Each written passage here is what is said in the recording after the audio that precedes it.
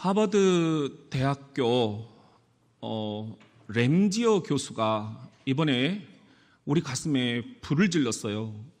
세상에 일제강점기 그 어린 소녀들, 그 10대 소녀들이 자발적으로 성매매를 위해서 매춘부로 들어갔다. 기가 막히고 코가 막힐 통탄할 이야기지요. 근데 그것도 하버드라는 곳에서 논문으로 발표를 하는 거예요. 10살짜리 소녀까지 매춘부로 끌려갔다. 여러분, 이 사진에 정말 이 10살, 아니 10살도 안 된 이 꼬마 소녀가 지금 매춘부로 끌려간 걸로 보이십니까? 말도 안 되는 소리로 우리 민족의 가슴에 칼을 꽂습니다. 비난 여론이 들끓으니까는 동료 교수에게 내가 어쩌다가 이런 논문을 썼는지 모르겠다라고 발뺌을 합니다. 그러다가 또 일본 사람들이 응원 편지를 보내니까 감사하다라고, 더 열심히 해보겠다라고 매우 이중적인 행태를 보입니다. 램지어 교수는 일본 미쓰비시 장학금을 받고 그들의 대변인 노릇을 하고 있다, 이렇게 얘기를 하죠. 우리가 정치적인 이해관계를 떠나서 이 한일 문제에 있어서는 굉장히 오래된 미움들이 있습니다. 아니, 매춘부라는 이런 이야기를 어떻게 이렇게 10살짜리 소녀한테까지도 할 수 있는가? 정말 객관적인 자료는 하나도 증거하지 못하면서 어떻게 그럴 수가 있는가? 그것도 하버드에서. 정말 미운 짓만 골라서 합니다. 이 미움 어떻게 해야 될까요? 3월 1분 묵상집 보셨습니까? 3월 월삭 특별 새벽 기도에 나오셨습니까? 이미 말씀을 드렸지만 우리가 이번 3월은 미움에 대한 주제로 함께 묵상을 이어가고 있습니다. 제가 말씀을 드렸지만 한 여객선이 항해를 하다가 암초에 부딪혔습니다. 산산조각이 났어요. 그래서 겨우 구명대 하나에 사람들이 올라탔는데 13명이 올라탄 거예요. 정원은 10명입니다. 3명이 희생을 해야 되는 거예요. 안 그러면 다 죽어요. 누가 우리를 위해서 희생할 것인가?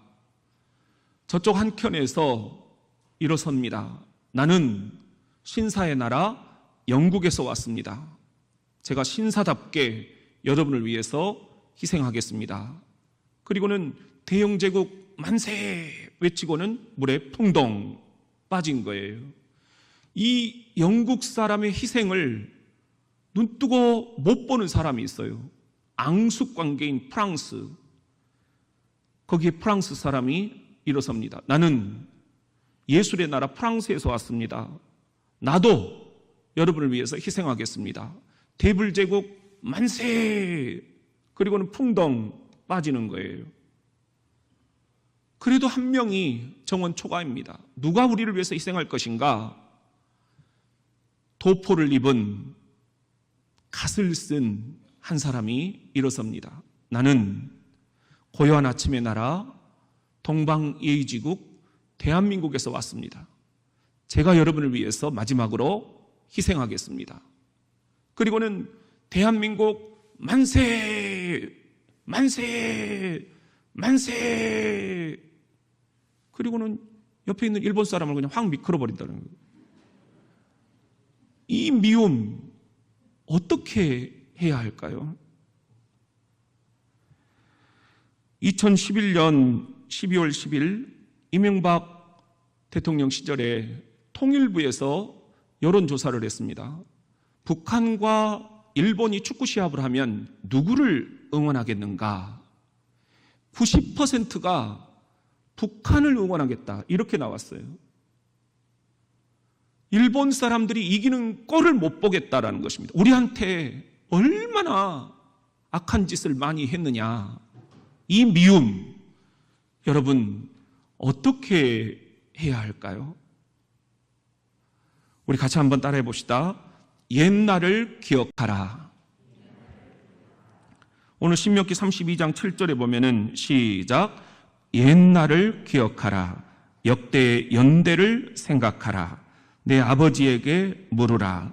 그가 내게 설명할 것이요 내 어른들에게 물으라. 그들이 내게 말하리로다.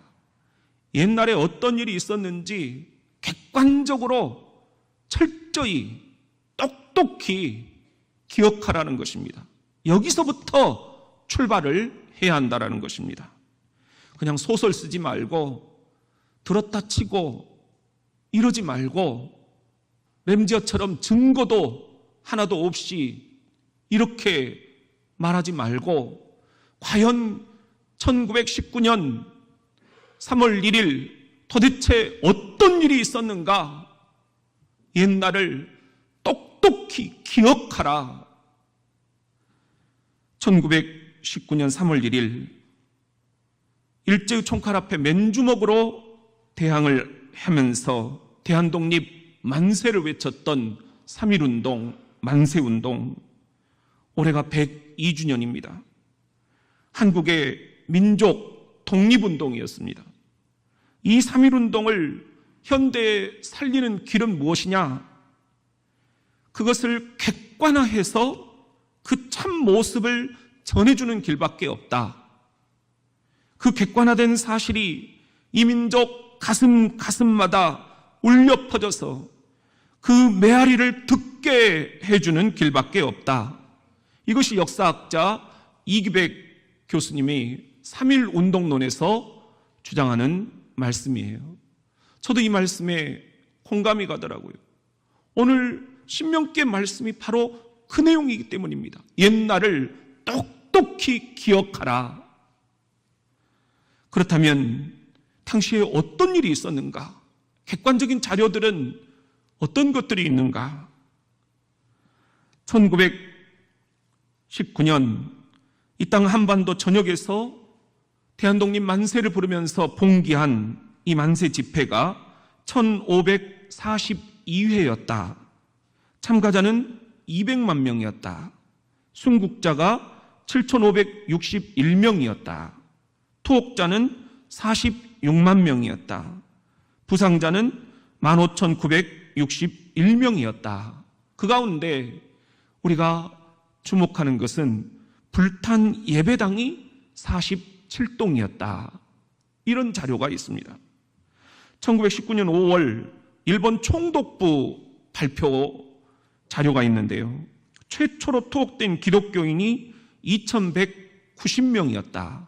그런데 타종교인들, 유교, 불교, 천도교인을 다 합한 숫자가 1,556명이었다. 타종교인 전체를 합한 것보다 기독교인들이 투옥된 숫자가 600명이 더 많았다는 것입니다. 3.1 대한독립 만세, 이 만세운동은 기독교 신자들로 인해서 불길이 타오르기 시작을 했다는 것입니다. 김이 독립선언문에 서명한 민족대표도 33명 가운데 잘 아시듯이 17명이 기독교 지도자들이었습니다. 1919년 4월 미국의 기독교 동양문제연구회라는 것이 있는데요. 이분들이 미국 정부에 보고한 3.1운동 자료가 있어요. 예수 교인만이 현 시점에서 국제정세에 가장 정통하여 민족 자결의 정당한 판결을 내릴 수 있었습니다.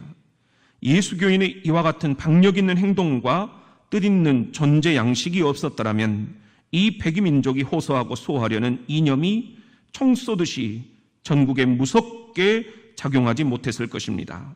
예수 교인만이 참혹한 식민 정책에서 희망을 포기하지 않았던 유일한 부류의 한국민입니다. 앨리스 샤프라는 선교사가 1900년에 우리 충청 지역에 선교사로 오셨어요. 감리교 선교사셨는데 공주, 논산, 천안을 기점으로 복음을 증거했습니다. 여기서 우리가 아는 유관순 열사가 이 앨리스 샤프 선교사의 눈에 띄게 됩니다.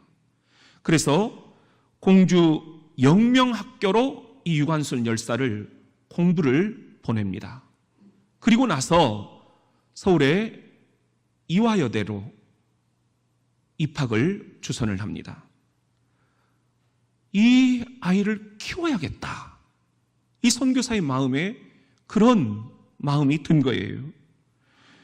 그런데 일반 역사학자들이 주목하지 않는 사실이 하나 있는데요. 저는 그게 눈에 띄더라고요.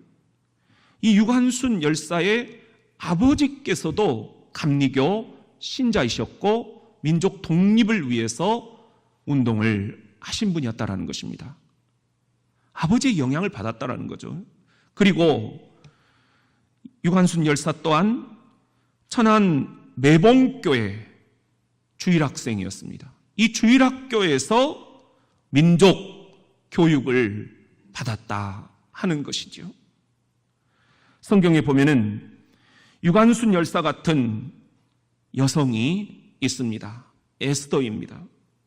에스더 또한 민족의 어려움 앞에서 자기를 왕으로 들여보낸 모르드게에게 이렇게 말을 합니다. 에스더 4장 16절에 보면은 당신은 가서 수산에 있는 유다인을 다 모으고 나를 위하여 금식하되 밤낮 3일을 먹지도 말고 마시지도 마소서. 나도 나의 시녀와 더불어 이렇게 금식한 후에 규례를 어기고 왕에게 나아가리니 죽으면 죽으리이다 하니라. 죽으면 죽으리이다. 에스더가 남편이 왕이었어요. 그럼에도 당시 규례가 왕이 허락을 하지 않으면 죽음이었어요. 그런데 죽으면 죽으리이다 각오하고 들어가서 동족을 구해내겠다. 왕에게 진실을 알리고 우리 민족을 구해내겠다 결단을 한 것입니다. 죽으면 죽으리라. 102년 전 이 땅에 우리 기독교 신앙의 선조들 태극기를 흔들면서 대한독립 만세를 외쳤던 그 함성, 그것은 신앙 고백이었습니다. 그것은 절절한 기도였습니다. 왜요? 나라가 있어야 신앙도 있다라는 것을 너무나 잘 알았기 때문입니다. 나라를 잃으면 우리 후손들에게, 내 아들, 딸들에게 교회도 예배도 신앙도 물려줄 수 없다라는 것을 너무나 잘 알고 있었기 때문입니다. 그래서 죽으면 죽으리라. 그렇게 기독교 신앙의 선조들이 거리로 뛰쳐나왔던 것입니다. 우리가 해야 할 일은 무엇보다도 이렇게 당시에 어떤 일이 있었는가 똑똑히 기억하는 것입니다. 여기에서 출발을 하는 것입니다. 그러나 우리는 힘들지만 그 다음 단계로 나아가야 합니다. 사순절 셋째 주일, 십자가를 지시기 위해서 고난의 길을 걸어가신 예수 그리스도, 그분을 묵상하는 이 계절, 우리는 다음 단계로 예수님처럼 뚜벅뚜벅 나아가야만 하는 것입니다. 우리 같이 한번 따라해 봅시다. 내가 성내는 것이 옳으냐. 1994년 군목 초임 시절에 제가 철책 연대를 맡았었는데요. 25사단 철책이었는데 철책이 여름 대홍수로 21군데가 무너져 버렸어요. 철책이 무너져 버린 거예요. 큰일이 난 거죠. 쳐들어오면 완전히 무방비 상태인 거예요. 그래서 2달 동안 우리 연대의 병력들이 계속 교대를 해가면서 철책을 다시 일으켜 세웠습니다. 근데 연대장님이 거기에 상주에 계시니까 나도 후방에서 생수 한 병씩, 빵 하나씩 구해가지고 군용 트럭에 싣고 철책으로 올라갔어요. 그리고 연대장님한테 전달을 해드리고, 그러면 연대장님이 기독교 신자가 아니었는데 저를 이렇게 고맙다고 막 목사님 이쪽에 와서 앉으세요 하면서 그 철책 그 불바닥에 앉아가지고 이러시는 거예요. 목사님 저 일본을 좀 보세요. 지금 태풍이 몰아치고 지진이 일고 쓰나미가 일고 속이 시원해 죽겠다고 그냥 이렇게 얘기를 하시는 거예요. 여러분은 어떻게 생각하십니까? 이 미움. 요나서 4장 1절에 보면은 요나가 매우 싫어하고 성내며, 4절에 보면은 여호와께서 이르시되 시작 내가 성내는 것이 옳으냐. 무슨 말씀인지 아시겠죠? 당시에 악독이 가득한 거대한 니느웨가 있었어요. 그런데 이 니느웨가 너무너무 하나님의 백성들을 괴롭혔어요. 그런데 지금 하나님이 뭐라고 말씀을 하십니까? 요나에게 네가 니느웨의 저 불쌍한 영혼들을 구원하기 위해서 복음을 들고 가라는 거예요. 성질이 팍 나는 거예요. 아니 저것들은 다 지옥불에 빠져버려야 되는데, 멸망해야 될 나라인데 복음을 전해 듣고 구원받아서 천국 가면 이건 너무 불공평한 거 아니냐고. 우리가 당한 게 얼만데 미워 죽겠는데. 우리도 일본을 바라보면서 이렇게 미움을 느끼고 있는 것은 아닙니까? 교과서 왜곡, 위안부 이런 건 없다고 잡아떼기, 독도 자기네 땅이라고 억지 부리기, 동해 일본해라고 미 CIA에 우기기, 전범들의 망령이 깃들어 있는 야스쿠니 신사의 일반 총리까지 공물을 갖다 바치면서 우르르 몰려가가지고 신사 참배하기. 얼마나 우리 가슴에 못을 받습니까? 이 미운 짓만 골라하는 일본. 그런데 얌체같이 경제 대국입니다. 얌체같이 군사 대국입니다. 안 돼야 되는데 잘 되는 꼴을 봐야 됩니다. 별별 생각이 다 드는 겁니다. 하나님, 일본만은 하나님의 복음을 듣게 해서는 안 됩니다. 일본은 영원한 지옥의 불끄덩이로 빠져야 됩니다.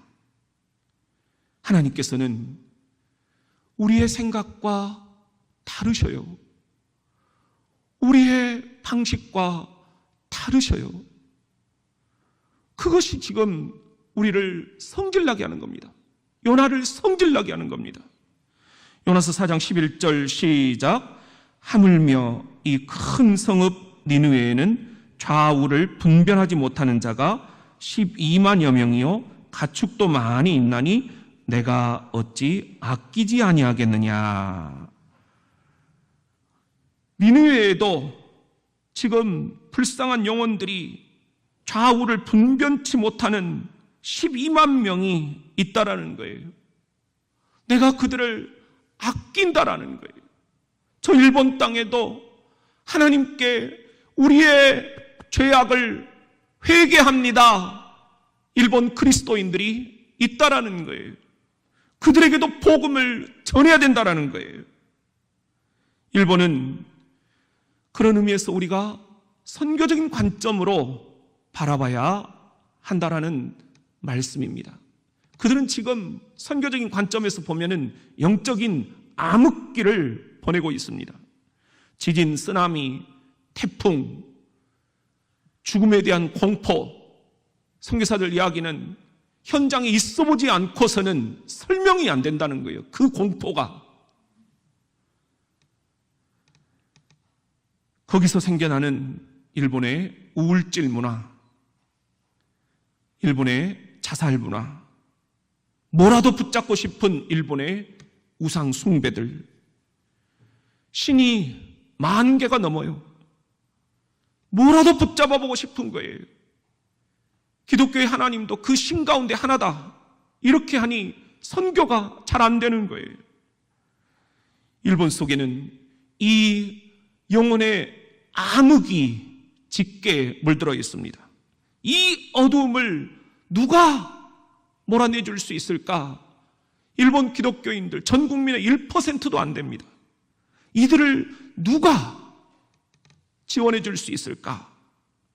사랑하는 성도 여러분, 우리 대한민국은 그런 의미에서 영적으로는 축복받은 민족입니다. 믿으십니까? 하나님이 이 조그만 나라에 어떻게 복음을 전해주셨어?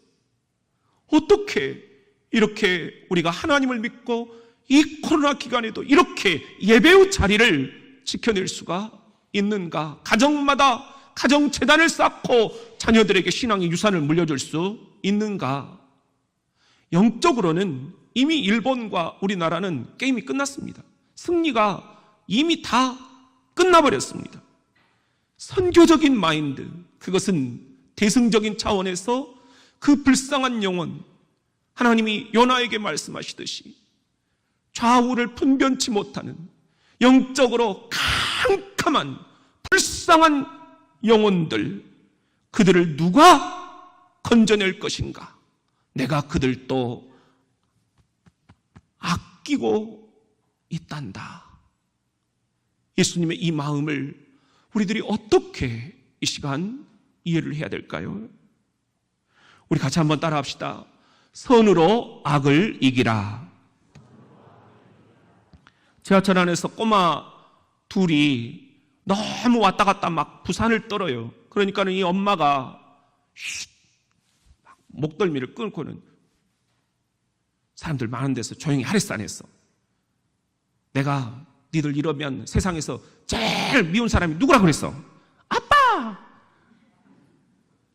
은연중에 애들은 엄마가 제일 미워하는 사람이 아빠다, 이렇게 생각을 하는 거예요. 그러니까 우리가 말을 조심해야 돼요.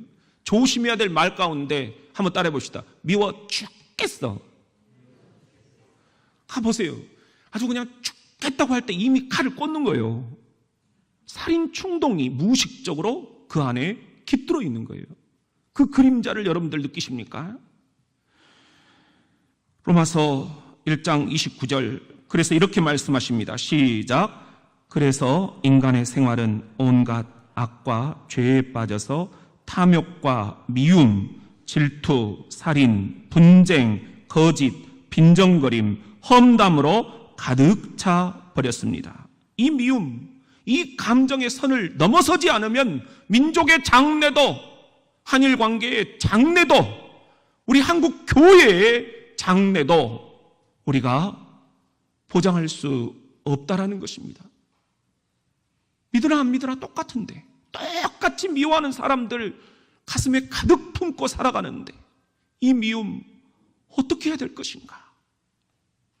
로마서 12장 19절에 보면은 내 사랑하는 자들아, 너희가 친히 일본 원수를 갚지 말고 하나님의 진노하심에 맡기라. 기록되었을 때 일본 원수 갚는 것이 내게 있으니 내가 갚으리라고 주께서 말씀하시니라. 네 원수가 줄이거든 먹이고 목마르거든 마시게 하라. 그리함으로 네가 숯불을 그 머리에 쌓아놓으리라. 시작. 악에게 지지 말고 선으로 악을 이기라. 이것이 주님의 생각입니다. 이것이 주님의 방식입니다. 이것이 주님의 선교 전략입니다. 선으로 악을 이기라. 이것은 주님의 명령입니다. 로미오와 줄리엣처럼 두 집안의 적대 관계 어떻게 풀 것인가? 어느 한쪽에서 전향적인 자세로 다가가지 않으면, 손을 내밀지 않으면, 희생하지 않으면 풀리지 않는다는 것입니다. 한일 관계도 마찬가지입니다. 누가 이 꼬이고 꼬인 한일 관계를 풀 것인가? 예수님이라면 어떻게 하셨을까? 질문을 던져보면 답이 나옵니다. 그 답은 사순절 우리 주님께서 인류의 죄를 대신 짊어지시고 죽으신 십자가가 정답입니다. 로마서 3장 25절, 하나님께서는 그리스도 예수를 보내 우리가 지은 죄를 대신해서 벌받게 하심으로써 우리에게 내릴 진노를 멈추셨습니다. 그리스도의 피와 우리가 가진 믿음으로 진노를 거두고 우리를 구원하신 것입니다. 시작. 우리를 위해 그리스도께서 화목제물이 되셨다는 말입니다. 화목제물이 되셨다. 일본과 한국, 이 두 나라를 화해시킬 수 있는 화해의 제물도 예수 그리스도이십니다. 우리가 예수에게서 길을 발견해야 됩니다. 예수에게서 그 답을 찾아야 됩니다. 고린도전서 5장 8절, 그러니 시작. 그러니 미움과 악과 음행으로 가득 찬 옛생활을 버리고 그리스도인답게 굳세게 성장해 갑시다. 미움과 악이라는 누군 누룩이 들어간 떡 대신 진실이 담긴 순수한 떡, 곧 누룩 없는 떡으로 명절을 지킵시다. 일본뿐이겠습니까? 여러분 친인척 관계에서도 미움의 상대가 지금 내 묵상 주제예요. 자녀들도 미움의 상대가 돼버렸어요. 부모도 내 미움의 상대가 돼버렸어요. 아니, 사랑하고자 모여든 교회 안에서도 서로 주님 일 한다고 하면서 어느 순간 미움이 싹트기 시작하고, 그것은 지금 앙금이 되어서 나무의 옹이처럼 너무 깊은 상처로 자리 잡았습니다. 교회에서 상처받았다. 제일 듣기 싫은 소리지만 제일 많이 하는 소리 아닙니까? 누가 여러분에게 상처를 주었습니까? 나는 상처를 주지 않고 있습니까? 제가 군대에서 보직전교라는 것을 했거든요. 인사를 어떻게 할 것인가? 진급을 어떻게 할 것인가? 이것을 이제 기초 자료를 정리하는 역할이에요. 그런데 모두가 다 선호하는 보직에 갈 수는 없잖아요. 한 30%는 그래도 할 만한 데를 가고요. 나머지 70%는 가장 열악한 데로 가줘야 돼요. 그래야 거기 있는 병사들도 영적으로 살 거 아닙니까? 그들도 예배를 누군가는 가서 드려줘야 될 거 아닙니까? 그런데 그 보직 장교를 하다 보니까는 계속 적이 생기는 거예요. 30%는 내가 마땅히 그 정도는 가져야 된다, 이렇게 생각을 해요. 고마워하지 않아요. 나머지 70%는 내가 왜 거기를 가야 되냐, 적이 돼버려요. 너 나중에 보자, 이렇게 되는 거예요. 진급도 제가 시키는 게 아니에요. 저는 자료만 모아서 드리는 역할인데 모든 비난의 화살이 저에게 오는 거예요. 목사님, 이럴 줄 몰랐습니다. 그러면서 칼을 꽂는 그런 문자들을 저에게 보내요. 그런데 진급이 안 된 한참 후배가 너무 저를 미워하는 거예요. 악수를 내가 먼저 청합니다. 너무 미안해. 내년에는 꼭 돼야지. 악수를 거절하고 내가 먼저 말을 걸면 고개를 돌리고 가버려요. 그렇게 10년이 넘도록 미워하는 마음을 계속 저에게 표현을 하더라고요. 계속 뒤에서 말을 만들더라고요. 그런데 전역을 앞두고 내가 24년 동안 이 군대 안에서 진짜 내 마음속에 남아있는 사람이 누군가, 나한테 응어리져 있는 사람이 누군가, 내가 그들과 화해하고 나가야 되겠다. 그 친구가 떠오르더라고요. 그래서 강원도 꼴짜기까지 찾아갔어요. 깜짝 놀라더라고요. 첫 마디가, 목사님, 내가 너무 미안해. 근데 내 맘 알지? 어정쩡한 분위기에서 서로 작별을 하고 이제 나는 나가지만 목사님이 앞으로 잘 좀 내 뒤를 이어주면 좋겠다. 잘할 거야. 그러고 왔는데 너무 갑작스런 방문이라 그냥 그 후배 목사님도 어쩔 줄을 모르면서 그냥 이렇게 인사를 하고 나왔어요. 그런데 제가 이제 대전 쪽으로 내려오는데 문자가 하나 왔더라고요. 그 목사님이었어요. 목사님, 제가 목사님 오실 줄은 꿈에도 몰랐습니다. 이 꼴짜기까지 선배 목사님이 마지막 전역하시면서 저를 찾아오셨다라는 게 너무 죄송합니다. 목사님, 그동안 제가 정말 잘못했습니다. 저를 용서해 주세요. 이렇게 문자를 보내왔더라고요. 얼마나 제 마음이 가벼워지는지요. 이 속에 있는 뭔가 이 근심덩어리가 떨어져 나가는 것 같더라고요. 여러분 지금 그런 근심덩어리 다 하나둘씩 가지고 있지는 않습니까? 그렇게 주님 앞에 가야 된다는 말입니까? 밉게 보면 잡초 아닌 풀이 없고 곱게 보면 꽃이 아닌 사람 없다. 우리가 그런 설교도 나눴었지요. 베려고 하면 풀이 아닌 게 없고 가꾸려 하면 꽃이 아닌 게 없다. 목민심서 이야기도 나누었지요. 교인들, 사랑해야 될 대상입니다.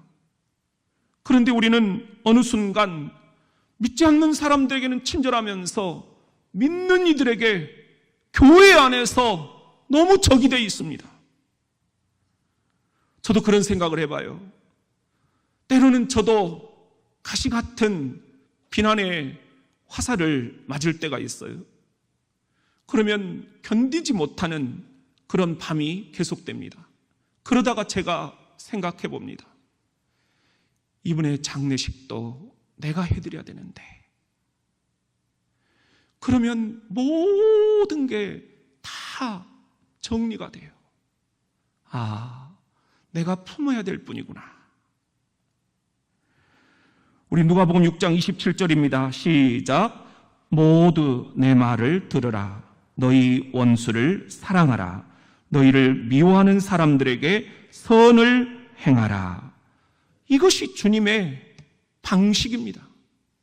여러분, 철로에 떨어진 일본인을 구해내기 위해서 뛰어든 한국 유학생 이수현 청년 아시잖아요.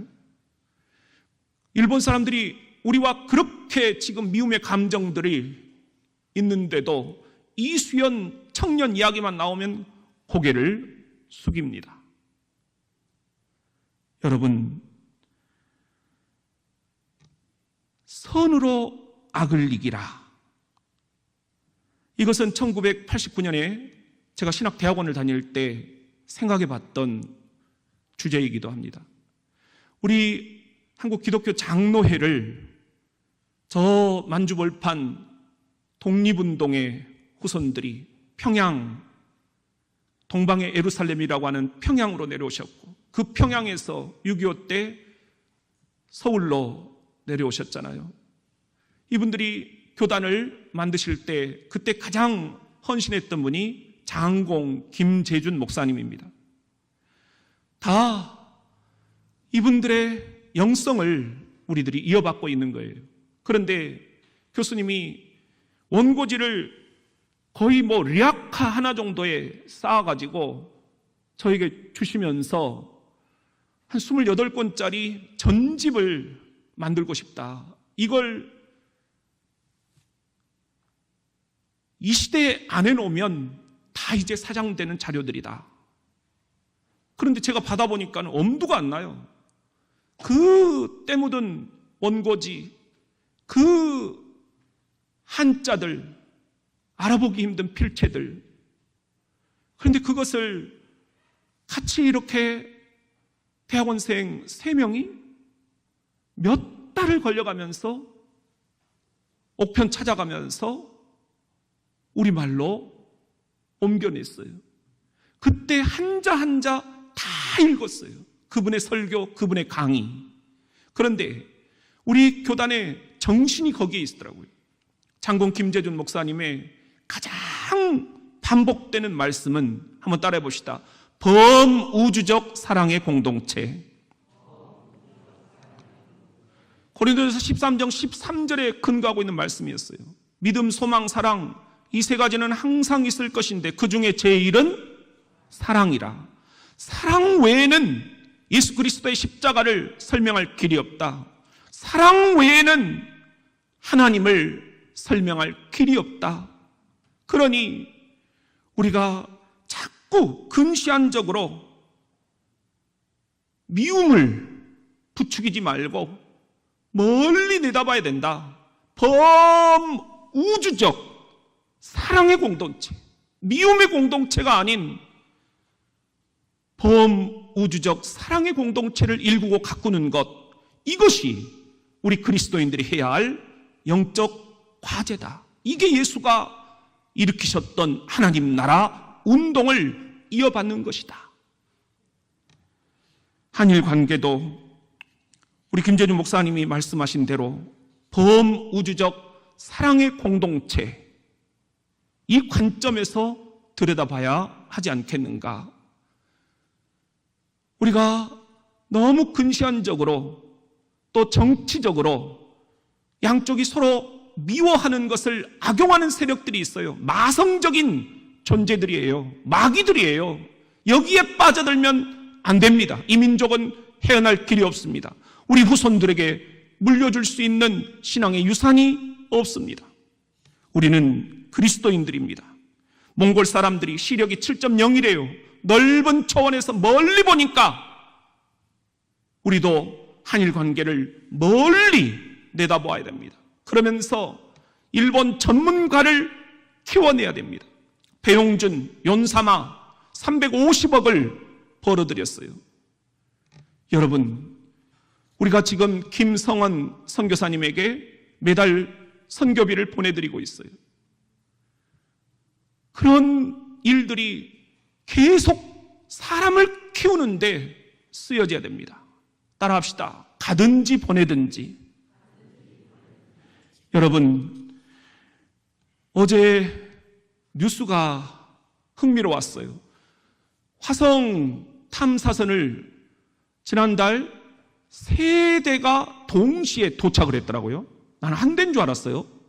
그런데 3번째 탐사선이 바로 이 사진인데요. UAE라는 나라에서 쏘아 올린 탐사선이에요. 그런데 더 놀란 것은 우리나라 수보다 더 적어요. 980만 명인가? 이 나라가 이 화성 탐사선을 어떻게 쏘아 올리게 됐는가? 이 UAE의 군주 왕이 이런 이야기를 했습니다. 내 할아버지는 낙타를 타셨다. 그러나 석유가 터지면서 내 아버지는 벤츠를 타셨다. 그리고 내 아들은 랜드로바를 타고 있다. 그런데 이제 석유가 고갈될 날이 다가오고 있다. 내 손자는 다시 낙타를 타게 될지도 모른다. 그러면서 이 왕이 이제 화성 탐사선에 주목을 해라. 시카고와 같은 도시를 화성에 만들어라. 젊은 과학도들을 모았습니다. 그리고는 화성에 쏘아 올릴 탐사선을 어디 가서 배워갖고 오라고 했느냐? 어디죠? 우리나라로 보낸 거예요. 미국도 아니에요. 영국도 아니에요. 우리나라로 보낸 거예요. 우리 별 1호를 쏘아 올린 대한민국, 아무것도 없는 척박한 곳에서 우리 별 1호를 쏘아 올린 대한민국에 가서 그대로 배워갖고 와라. 그래서 우리나라에 와가지고 이렇게 카이스트에서 공부를 하고 또 위성 제작을 하는 세트랙 I라는 기업에서 모든 것을 꼼꼼하게 배워간 거예요. 그리고는 이번에 화성 탐사선을 쏘아 올린 거예요. 이게 2006년에 왕이 우리나라로 과학도들을 보낸 결과입니다. 사람을 키워낸 결과입니다. 우리도 사람을 키워야 됩니다. 미움을 부추기는 사람을 키워서는 안 됩니다. 예수 그리스도의 사랑을 말할 수 있는 사람, 니느웨처럼 일본에 가서 회개를 외칠 수 있는 사람, 일본 선교 전문가, 상처받았다고 배로 상처를 주는 그런 상처 전문가가 아니라 예수님처럼 내 상처를 가지고 상처 입은 인류를 치유해 주시는 상처 입은 치유 전문가, 우리 그런 사람들을 키워내야 되지 않겠습니까? 그게 오늘 이 사순절 우리가 미움으로 눈물을 흘릴 때 주님께서도 함께 눈물을 흘리시며 우리들에게 부탁하시는 간곡한 말씀입니다.